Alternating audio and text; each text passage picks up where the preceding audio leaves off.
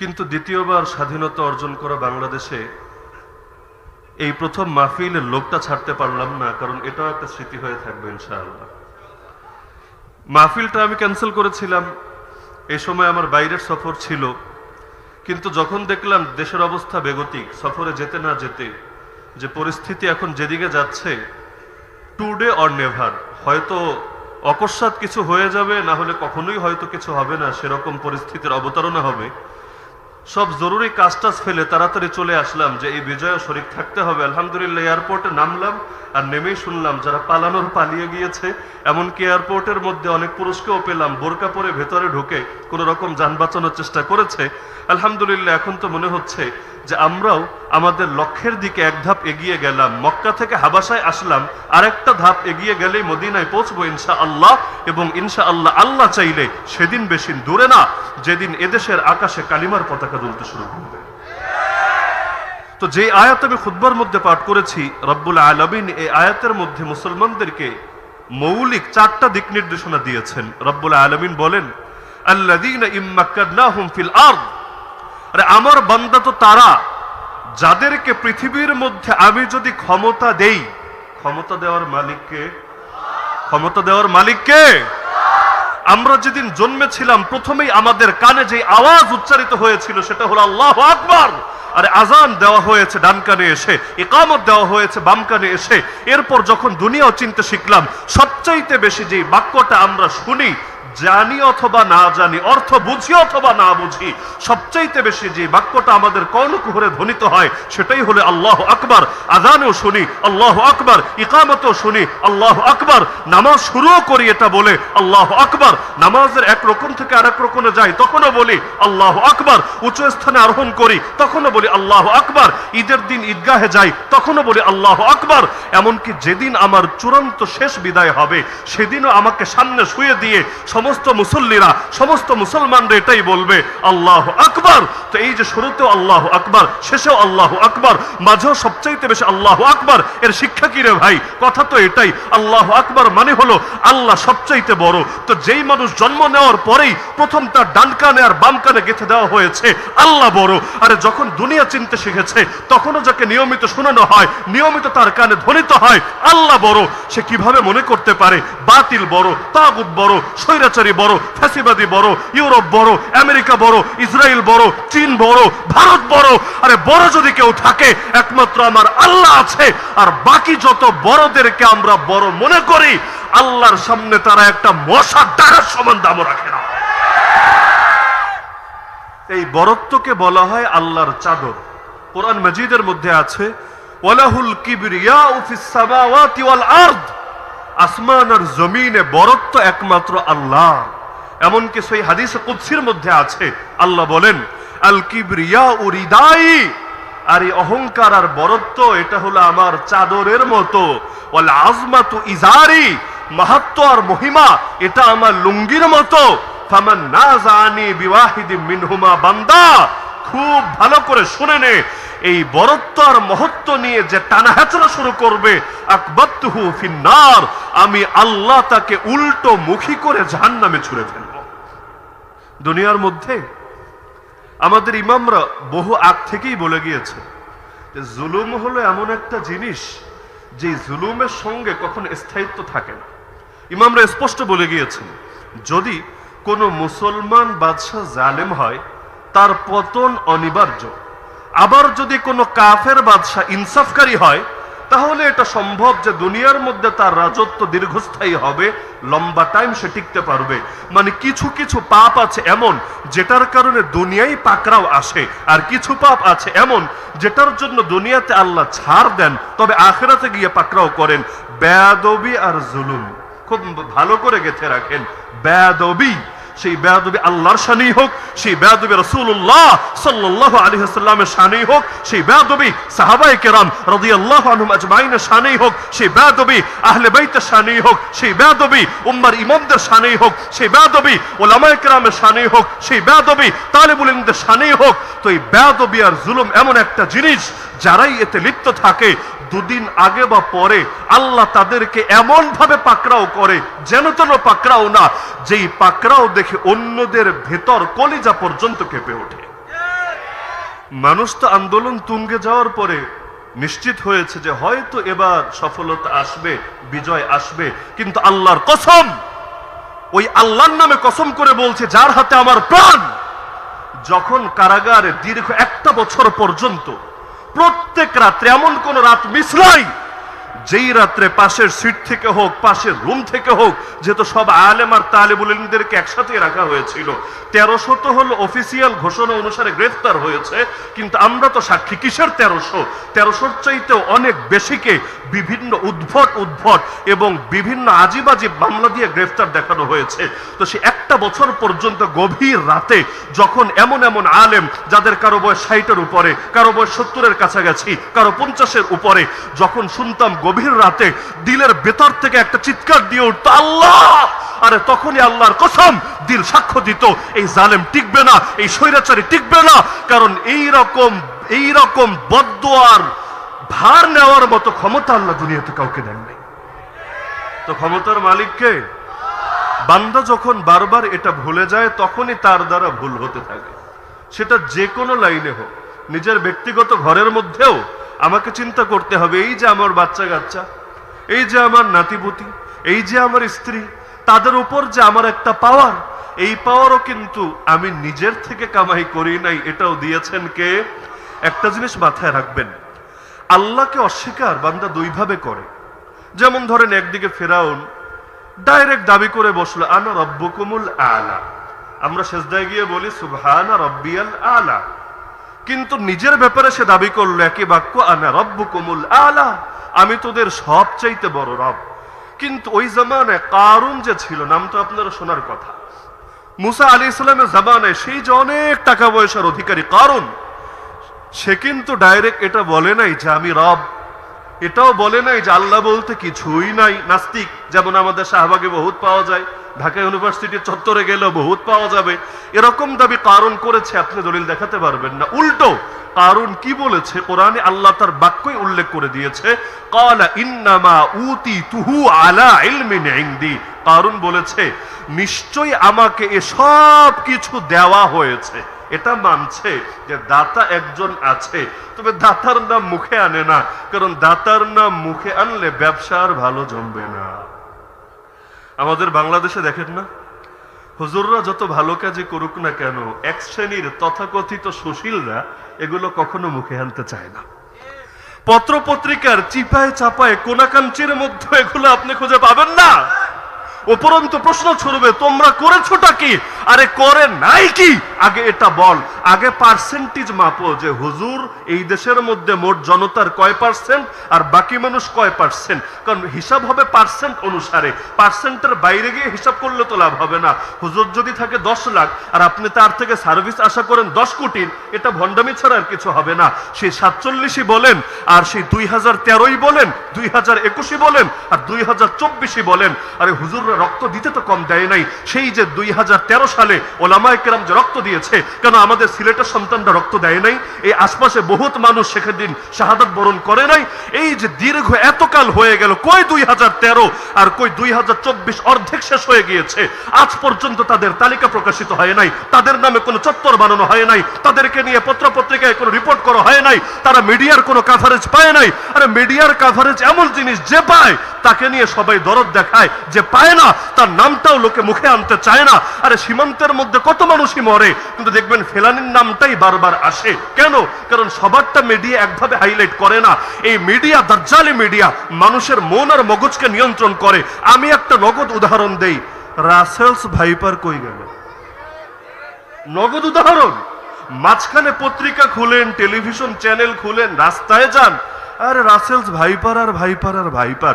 মানুষ বাথরুমে যেতে ভয় পায়, রাতের বেলা হাঁটতে ভয় পায়। আমরা মাহফিলে আসি, তখনও বলে হুজুর একটু দেখে শুনে চলেন, না জানি রাসেলস ভাইপার একটা ছবল দিয়ে দেয়।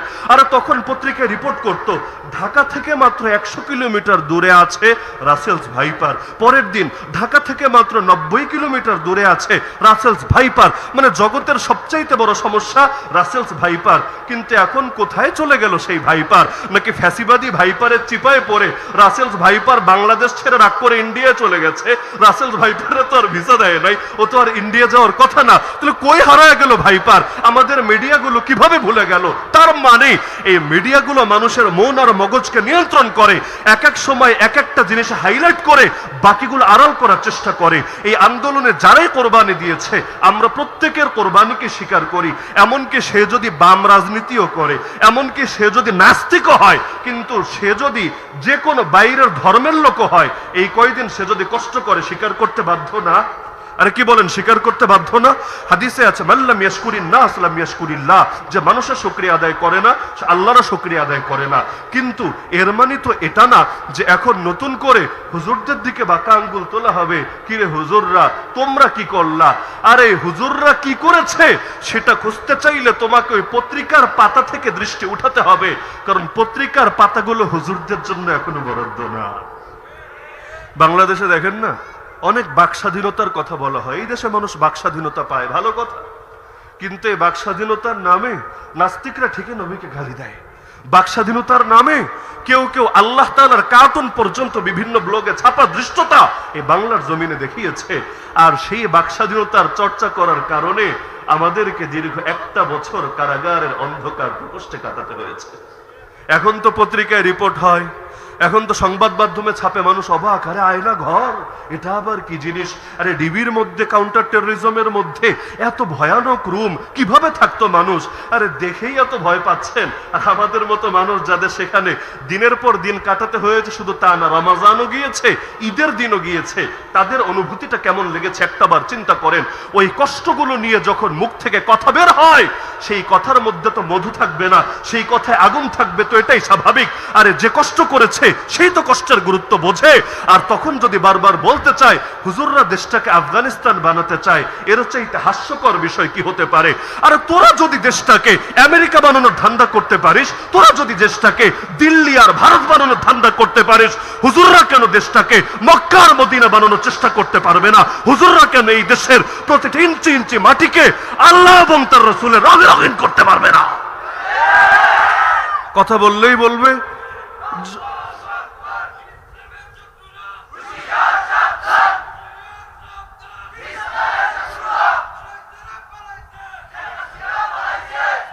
কথা বললেই বলবে। ওই জন্য আমি শুরুতে বলেছি যে বিজয়ের এক ধাপ এগিয়েছি, চূড়ান্ত ধাপে আসি নাই। মক্কা থেকে মাত্র হাবাসায় এসেছি, এখনো মদিনায় যাই নাই। কিসের জন্য বললাম? কারণ মক্কায় অনেক জুলুম হতো, আল্লাহ রসুলের গা থেকে রক্ত ঝরানো হতো, সাহাবায়ে কেরামকে কাউকে তো শহীদ করে দেওয়া হয়েছে, আর কাউকে নির্মম ভাবে নির্যাতন করা হয়েছে।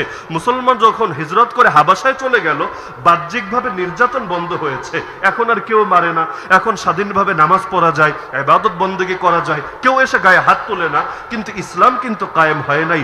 আল্লাহর কসম, আল্লাহর কসম, আল্লাহর কসম, মুসলমানের প্রকৃত মুক্তি আসবে সেদিন, মুসলমানের প্রকৃত বিজয় আসবে সেদিন, মুসলমানের প্রকৃত স্বাধীনতা আসবে সেদিন, যেদিন ইথারে ইথারে একমাত্র ইসলামের পতাকাই ধ্বনিত হবে। কারণ এই ইসলাম কারো উপর জুলুম শিখায় না, ইসলাম কারো উপর বৈষম্য করে না। আল্লাহর কসম, জুলুম দূর করার ক্ষেত্রে, নৈরাজ্য দূর করার ক্ষেত্রে আর শান্তি প্রতিষ্ঠার ক্ষেত্রে ইসলামের চাইরে ভালো কোনো থিওরি কেউ কোনোদিন দিতে পারে নাই, পারবেও না। কিসের পশ্চিমা আদর্শ আর কিসের ইন্ডিয়ান আদর্শ? একমাত্র ইসলামই পারে মানুষকে শান্তি দিতে। এমনকি শুধু মুসলমান না রে ভাই, এখন তো শাহবাগে আমাদের হিন্দু ভাইয়েরা আন্দোলন করে যে ইসলামকে রাষ্ট্র ধর্ম থেকে বিদায় করো। দেখেন নাই, ইসলাম রাষ্ট্র ধর্ম থাকলে আমাদের উপর জুলুম হবে। আমি বলবো আল্লাহর কসম রে ভাই, ইসলাম নাই বলে তোমাদের উপর জুলুম হচ্ছে।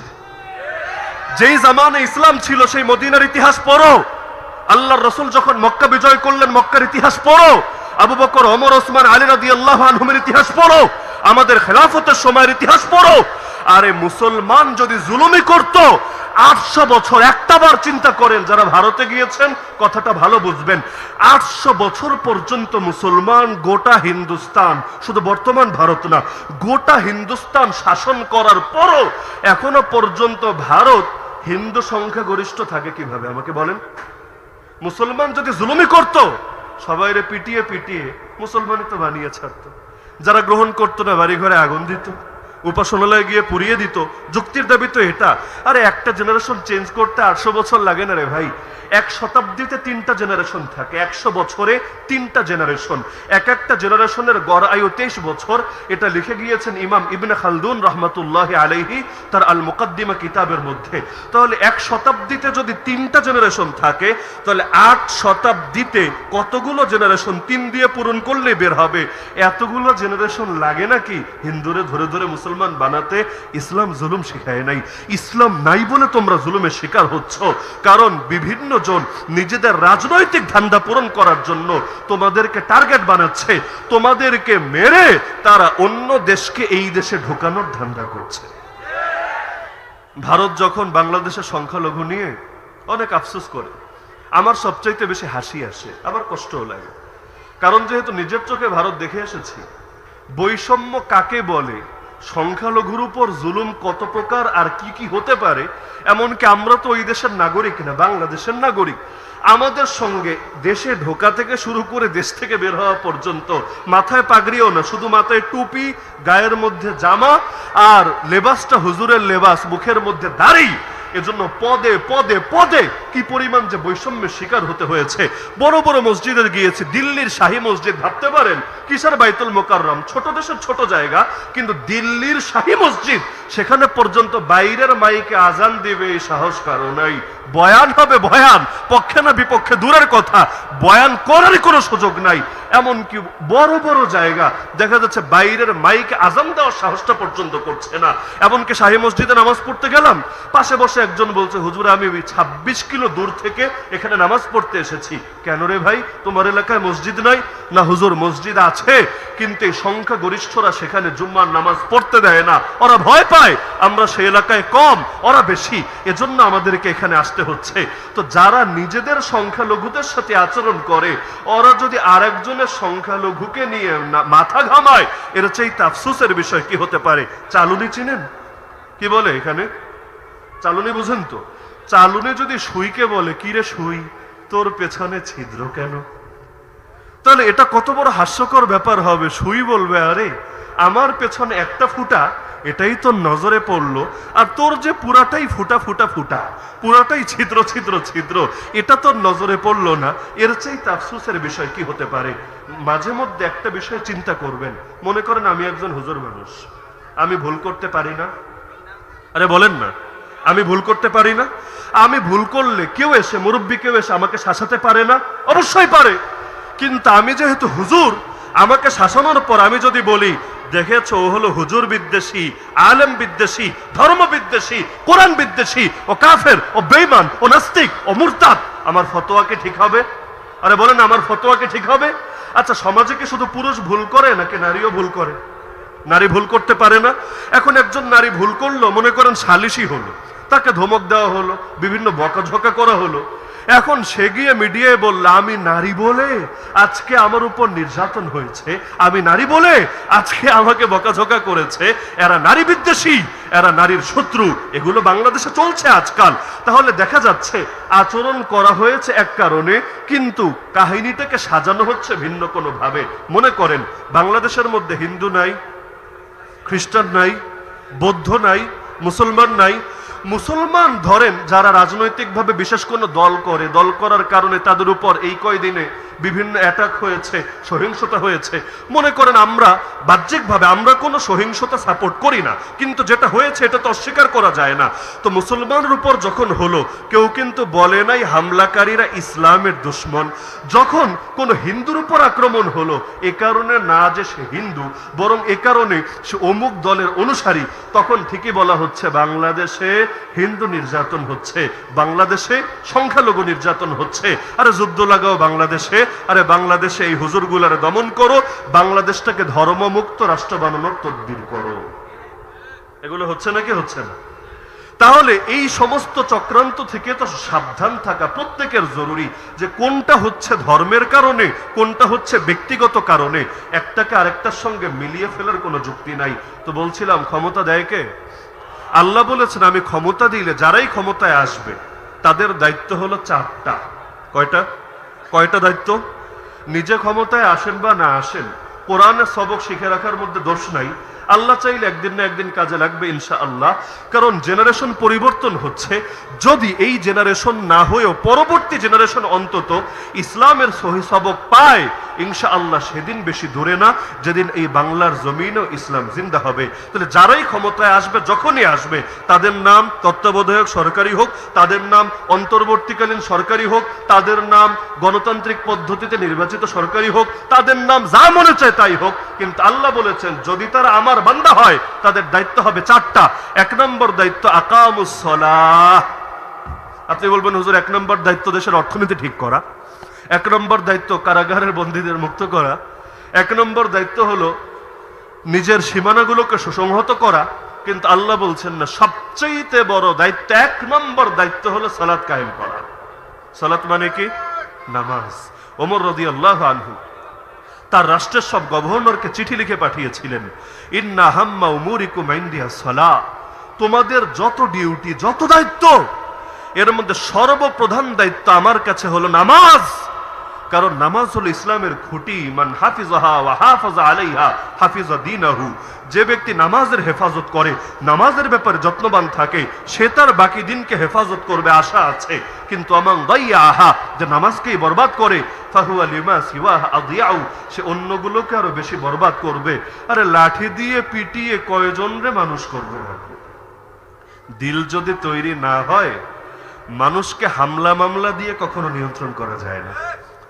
আমাদের পুলিশ ভাইয়েরা ডিউটিতে যারা এখনো জয়েন করে নাই, অনেকেই যুক্তি দিচ্ছে এটা যে আমাদের কোনো পাপ নাই, আমরা তো নিষ্পাপ, আমাদের তো একেবারেই চিরপবিত্র, আমরা সব দোষ হলো আমাদের স্যারদের, উপরের আদেশ। আমরা যখন রিমান্ডে ছিলাম, যখন এক রিমান্ড শেষ হয় আরেক রিমান্ডে বা সেখান থেকে জেলে, অল টাইম আমাদেরকে ওই কথাটা বলা হতো, হুজুর কিছু মনে করেন না, উপরের আদেশ।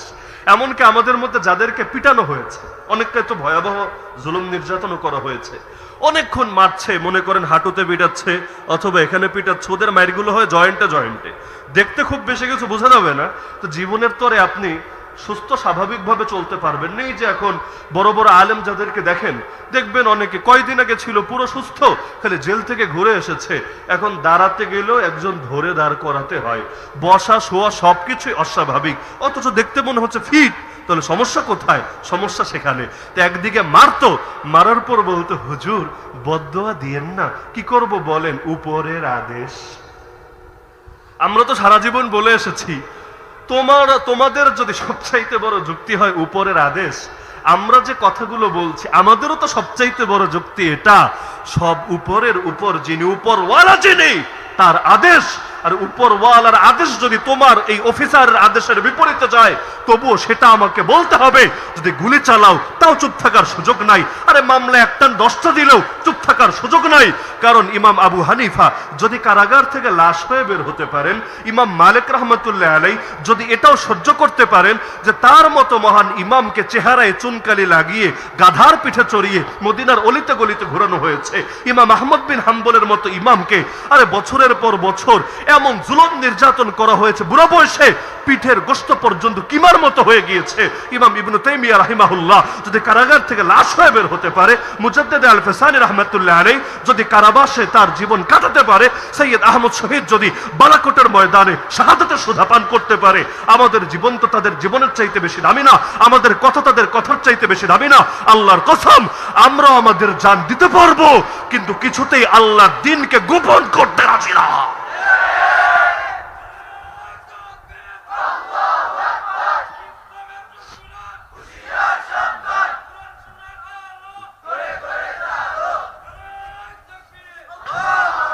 তো যতই আপনি লোক পরিবর্তন করেন, চিন্তা করলেন আগের লোক সব বাদ, নতুন নতুন লোক আনবো, কিন্তু একটা জিনিস মাথায় রাখবেন যে আল্লাহকে ফাঁকি দিতে পারে, সে বান্দাকে আরো বেশি ফাঁকি দিতে পারে। সবচাইতে বড় চোরকে হাদিসে কি বলা হয়েছে? এটা বলা হয় নাই যে মাহফিলে এসে মোবাইল চুরি করে, যে মাহফিল থেকে যাওয়ার সময় মানুষের পকেটে হাতাহাতি করে, বরঞ্চ বলা হয়েছে সবচাইতে বড় চোর যে নামাজের মধ্যে চুরি করে।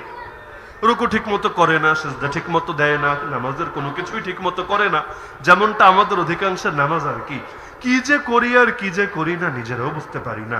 যারা নিজে নামাজ পড়েছে মনে করেন একা একা, ইমামের পেছনে না, আপনি জিজ্ঞেস করবেন কি রে ভাই কেরাত কি পড়ছিলে বলো দেখি একটু, বললো সূরা ফাতিহা পড়েছি এটা তো নিশ্চিত, তবে পরে যে কি পড়েছি এটা মনে নাই। অনেকে দেখবেন সালাম ফিরানোর পরে এইরকম করে, দেখেন নাই আপনারা, দোয়া করা না, আসসালামু আলাইকুম রহমতুল্লাহ, আসসালামু আলাইকুম রহমতুল্লাহ করে দাঁড়িয়ে গিয়েছে। আপনি জিজ্ঞেস করবেন ভাই চর একটা দিলা কিসের জন্য চেহারার মধ্যে? বলবে না হুজুর দোয়া করেছি। কই দোয়া করলা? তুমি তো ঠাস কইরা একটা বাড়ি মারলা। তোমার দোয়ার শুরু কই, তোমার দোয়ার শেষ কই? হয়তো সর্বোচ্চ বললো আল্লাহুম্মা আমিন। আচ্ছা আল্লাহুম্মা আমিন মানে আল্লাহ কবুল করো। আল্লাহ কি কবুল করবে? কিছু একটা তো আগে বলো যে আল্লাহ আমার নামাজ কবুল করো, আমার ইবাদত কবুল করো, আমার জীবন কবুল করো। কোনো বলা নেই, করে সালাম ফিরিয়ে ঠাস একটা চর। তাহলে কি কবুল করবে? কথাটা একটু অস্পষ্ট। তাহলে কেন এটা করলো?